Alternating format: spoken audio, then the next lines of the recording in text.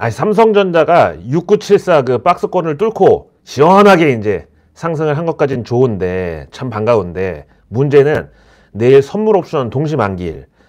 일단 매달 있는 옵션 만기일에다가 1년에 4번밖에 없는 선물 만기일이 이게 겹치는 날이 내일이니까 사실 흔한 거래일은 아닌데요. 그렇다고 한 일주일 동안 외국인들이 삼성전자 그렇게 많이 지금 들어올려 놨는데 이걸 또 그렇다고 한 방에 팰까요? 런하 반갑습니다. 저보고 댓글에 제발 옷 좀 갈아입으라고 하시는데 제가 이거 교복입니다. 그래서 갈아입지는 못하지만 빨아입기는 자주 합니다. 조금만 양해 부탁드리고요.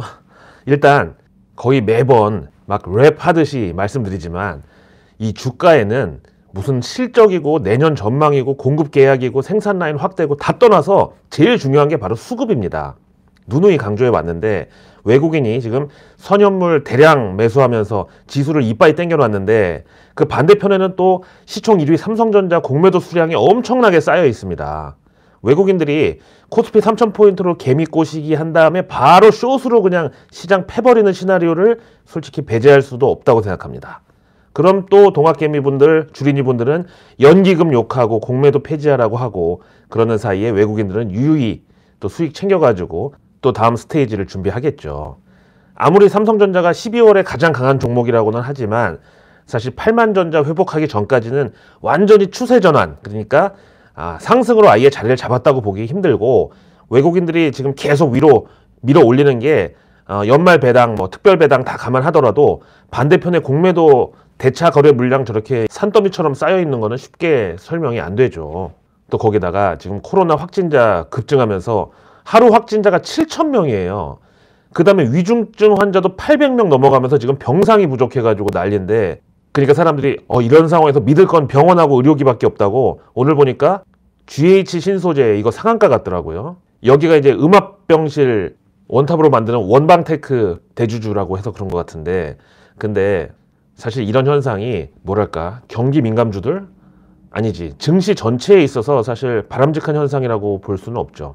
그리고 다음 주 이제 미국 FOMC에서 자산 매입 규모 축소, 그러니까 테이퍼링 속도 높이고 제롬 파월 연준 의장이 인플레이션 좌시하지 않겠다, 절대 일시적이지 않다, 심각하게 봐야 된다, 이런 식으로 좀 매파적인, 그러니까 매 발톱을 드러내겠다고 지금 벼르고 있는 상황에서 오늘 스위스 대표금융사 UBS 리포트해 보니까 이게 회광 반조든 아니면 파티 끝나기 전에 막판에 더 격렬한 춤사위를 보여주는 거든 뭐든 아무튼 유통소비, 에너지, 금융, 그리고 헬스케어 이런 거 아직도 지금 주가 그렇게 높지 않아 보인다.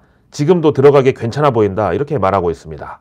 아무튼 우리 5,200만 대한민국 국민 전체가 지금 영향권이라고 할 수 있는 삼성전자는 오늘 장중에 플러스 마이너스 신나게 파도타기 하다가 결국 2분, 그러니까 어제와 같은 종가로 가격 변동 없이 끝났습니다. 제발 제가 반대로 하라고 말씀드리잖아요. 막 분위기 좋은 날은 분할 매도 해가지고 차익 실현해서 현금 확보하고, 개인들에게만 허락되는 유일한 혜택이 바로 현금 확보입니다. 기관은 이거 못해요. 현금 많이 못 갖고 있어요. 거기는 개인처럼 막 현금 비중 50% 30% 이렇게 갖고 있으면 그 펀드 매니저 작살납니다. 이게 지금 뭐 하는 짓이냐고, 뭐라도 돌리라고 말이야. 대신에 걔네들은 이제 공매도 숏 이런 걸 치는데, 어쨌든 오늘도 삼성전자의 진심인 분들, 황금 양말의 기사 골드만삭스는 삼성전자에 대해서 오늘도 역시 기대감을 또 시장에 던졌습니다. 최근에 삼성전자 조직 개편이 있었잖아요. 그리고 고위직 임원 승진하고 경영진 임명에 대해서 이 발표를 보고 우리가 느낀 바가 있으니 한마디 하겠다 이러고 평가를 했는데, 경영진의 변화 자체가 회사의 장기 계획 실행 방식에 큰 변화를 가져오지는 않을 것이다. 그렇지만 이번 대규모 삼성전자 경영진 개편은 삼성전자가 새로운 상태에서 새로운 미래 성장 기회를 찾고 이미 확립된 사업을 기반으로 구축할 준비가 되어 있음을 나타낸 것이라고 평가한다. 그러면서 우리 골드만삭스에서는 삼성전자가 IT하고 모바일, 요 IM 사업부, 그리고 소비자 가전 CE 사업부, 여기를 세트 사업부로 통합한 것도 굉장히 의미 있는 변화라고 평가했어요. 그 다음에 한종희 대표가 본부장이 되면서 삼성 TV 사업의 핵심 기반을 구축하고 또 15년 연속 글로벌 선도 시장 점유율을 유지하는 데 1등 공신이 됐다. TV 쪽에. 우리는 이 한종희 대표 임명이 스마트폰이나 TV, 가전 등 주력 하드웨어 제품과의 연계를 통해서 삼성전자의 자체 생태계를 강화하고 시너지를 창출하는데 도움이 될 거라고 믿는다. 이 얘기는 그 스마트폰하고 TV를 결합하면은 뭔가 통일된 시각이 형성될 수 있다는 건데요. 예를 들면 삼성전자 그 갤럭시 시리즈는 안드로이드 OS 쓰는데 TV는 또 타이젠 OS 쓰잖아요. 근데 이런 게 이제 통합된다는 차원에서 그러면 보다 빠른 의사결정 가능하고 또 소프트웨어 역량도 같이 시너지를 내면서 강화될 수 있다. 그 다음에 장덕현 대표는 또 반도체 패키지 기판 사업하고 MLCC 그리고 카메라 모듈 기술 리더십에서 중요한 역할을 해왔고 최윤호 사장이 또 삼성그룹의 재무 그리고 전략에 대해서 오랜 기간 브레인 역할을 해왔기 때문에 EV 그러니까 전기차 배터리 용량 확장하고 관련해서 SDI 투자 결정을 가이드하는 데 있어서 상당히 큰 역할을 할 것으로 양사 모두에 도움이 되는 어떤 그런 롤을 수행할 것으로 예상된다고 기대감을 밝혔습니다. 이 골드만삭스의 리포트를 보면 골드만삭스에서 삼성전자 이런 이제 물론 사장단이니까 어느 정도 중량급이긴 한데 임원들의 그동안의 히스토리와 어떤 퍼포먼스 그리고 개인 역량에까지 상당히 좀 주도 면밀한 분석을 했다. 이런 느낌이 들어요. 과연 삼성전자 바라기 10만전자 추진위원단 행동대장다운 면모 10만전자 추진위원회 행동대장 10추행 아유.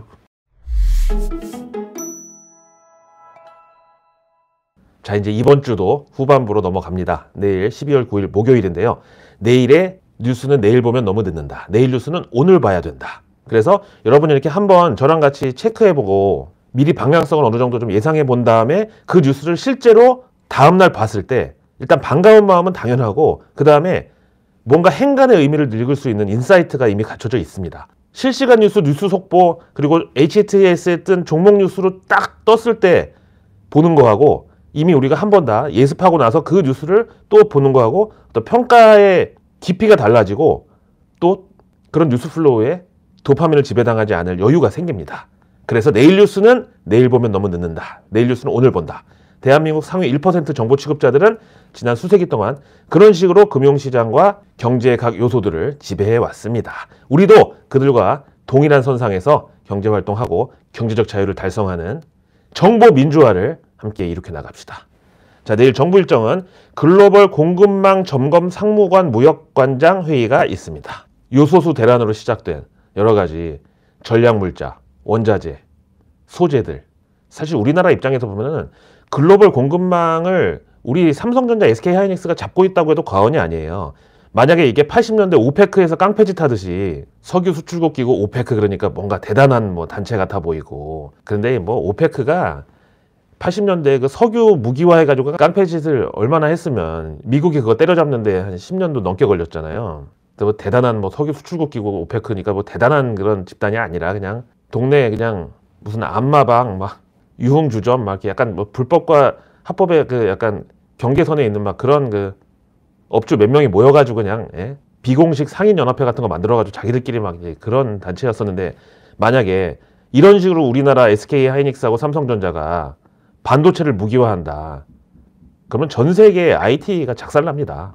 메모리 반도체의 경우는 삼성전자하고 SK하이닉스 글로벌 시장 점유율이 거의 70%가 넘어요.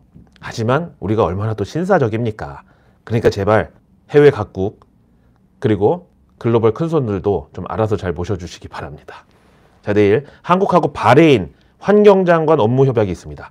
바레인도 이제 산유국 중에 하나인데 여기서 우리나라 원전, 그 다음에 수소, 이 스마트팜 요쪽에 대해서 굉장히 기대가 크고 K 원전, K 수소, K 스마트팜에 대한 호감도가 높다고 해요. 바레인 환경장관이 더구나 오니까 요거 이제 기자들이 뉴스 쓰기 좋죠. 자, 그리고 내일 제18차 한불 산업협력위가 개최됩니다. 한국하고 프랑스 간에 프랑스는 원전 발전 비중이 70%가 넘어요. 전 세계에 아마 비중이 제일 높을 건데 그러다 보니까 여기도 원전 개보수 수요가 있어요. 우리나라 또 차세대 원전 3.5세대 SMR 이것도 종주국이잖아요. 내일 통계청하고 UNFPA 제5차 저출산 고령화 서울 심포지엄이 열립니다. 이것도 역시 이제 뉴스 플로우의 도배가 될 텐데 맨날 그 나물에 그 밥이라고는 하지만 또 출산 장려 관련 테마주 있잖아요. 이런 쪽을 또 봐야 되겠습니다. 그 다음에 내일 에너지 전환, 그러니까 원전 감축에 따른 비용 보전 이행 계획을 정부에서 시행에 들어갑니다.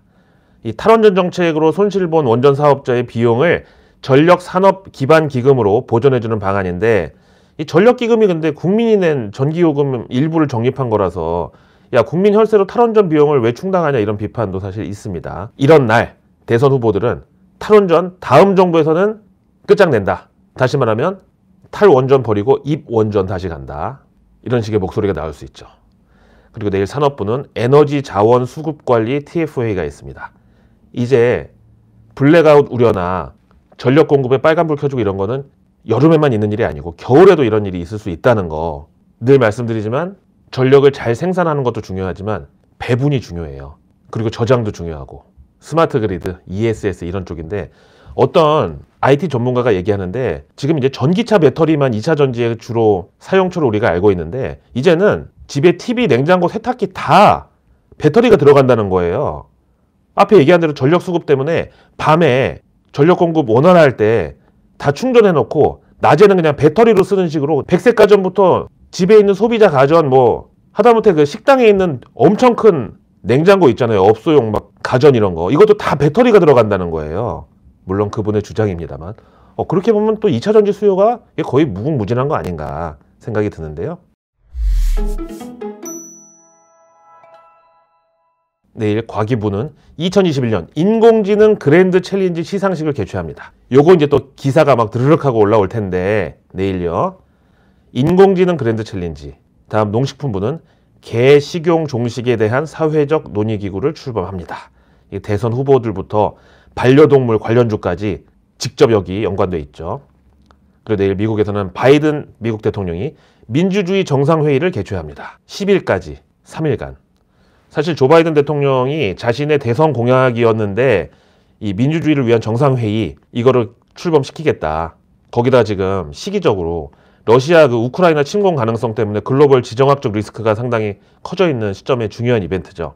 여기에 민주주의 국가 정상들하고 시민단체, 민간부문 대표 등이 참석을 하고 전 세계 민주주의 국가들을 규합해서 권위주의 체제에 맞서겠다는 그런 의도입니다.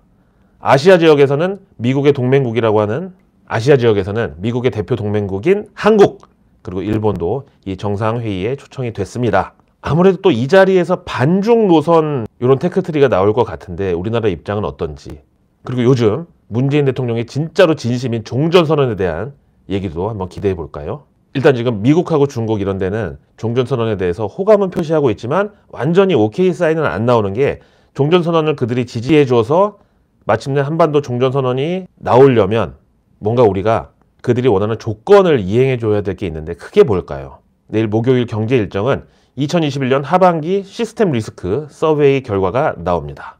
올해 하반기 대한민국의 시스테믹 리스크는 뭘까요? 뭐 코로나, 그 다음에 원자재 가격 상승, 뭐 요소수 이런 소재 공급 차질, 그 다음에 또 하나 미세먼지. 그리고 내일 2021 대한민국 경제교육 대상 시상식이 있습니다. 제발 어린 아이들한테 주식 투자를 일찍부터 시작하는 게 좋다 이런 식으로 선동하지 맙시다. 아무리 수수료 먹고 돈 땡기는 것도 좋지만 주식은 위험자산인데 아직 판단력이 온전치 않은 어린이들한테 위험자산을 갖다가 자꾸 노출시켜가지고 위험자산에 대한 경계감을 떨어뜨리는 게 그게 경제교육하고 무슨 상관입니까?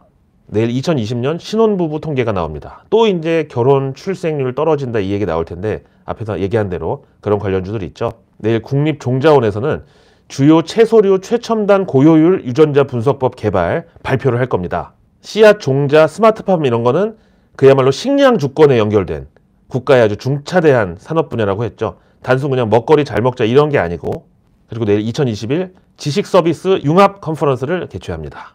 사실 요거 메타버스 이런 쪽과도 연관이 있어요.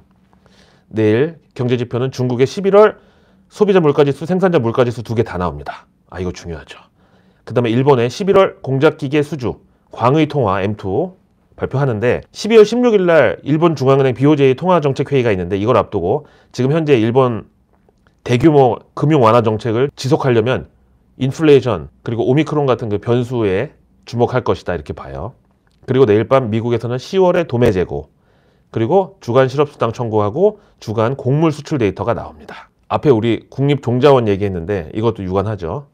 그 다음에 USDA 세계 곡물 수급 전망 보고서가 내일 공개될 텐데 곡물 가격 진짜 많이 올랐어요. 항상 식량 가격 인플레이션에 대항하는 좋은 무기는 밀키트 레디밀, 그리고 그 포장재. 내일 증시 일정은 앞에서 얘기 드린 선물 옵션 동시만기일이고, 그 다음에 내일 세림 BNG가 스펙 합병 상장을 합니다. SAT도 역시 스펙 합병 상장 예정이고요. 그리고 내일은 우리은행이 완전 민영화를 하는 기한일입니다. 90년대에 당시 국내 최대 은행 중에 하나였던 상업은행, 조흥은행이 합쳐져서 우리은행이 탄생을 했는데, 이런 우리은행에 최근에 가상화폐 거래소가 대주주로 들어올 가능성이 있다고 하니까 와, 진짜 격세지감이랄까요? 내일 쿠팡은 테크 컨퍼런스를 개최합니다. 이름이 리빌 2021. 총 10개의 세션하고 오프닝 키노트로 구성되어 있는데, 각 세션에 한국하고 중국, 미국 등 글로벌 오피스에서 근무하는 쿠팡 개발자들하고 PM, 프로덕트 매니저, 그리고 디자이너 등이 발표자로 나설 예정입니다. 쿠팡 상장할 때 서학개미 분들 많이 투자하셨는데 지금 주가가 솔직히 조금 재미는 없어요. 좋은 모멘텀이 하나 있을지 기대해 보겠습니다. 그리고 내일 BTS의 친정 하이브가 유상증자를 하는데 3자 배정으로 보통주 230만 주 정도를 추가 상장할 예정입니다. 또 시작이네요. 또 시작이야. 그리고 내일 밤 미국에서는 필라테스 요가복계의 명품 룰루레몬, 그리고 미국의 대표 반도체 장비 제조사 브로드컴이 실적을 발표합니다. 저는 내일의 또 내일 뉴스를 들고 찾아뵙겠습니다. 오늘 하루 고생 많으셨습니다.